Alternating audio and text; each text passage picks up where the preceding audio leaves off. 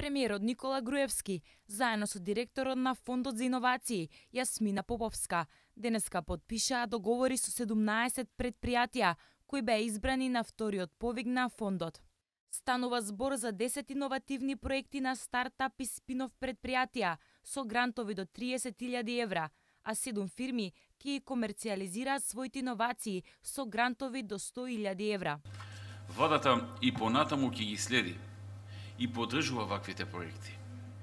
За 2016 година имаме испланирано 2.650.000 евра, со кои планирано е да се поддржат 25 стартап и спин-оф предпријатија, 10 проекти за комерцијализација на иновации, 2 проекти за трансфер на технологии и 1 деловно-технички акселератор.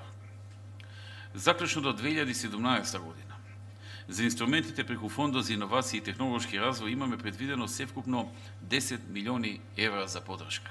Груевски ги охрабри сите оние кои имаат своји планови во иднина во делот на иновациите и предприемништвото, да ги следат наредните огласи на Фондот за иновации и технолошки развој. Во Македонија постојат иновативни предпријатија и истите се обидуваме да ги наградиме за нивната напорна работа во 2015 година со тоа што добија финансирање и мене ми е навистина чест што ќе соработувам со вакви компании пред се затоа што имаат некоја визија за собствен напредок, меѓутоа и напредок на економијата воопшто во Македонија. Инаку на вториот повик на фондот беа доставени 95 апликации за иновативни проекти, а на првиот повик беа потпишани договори со 16 компании.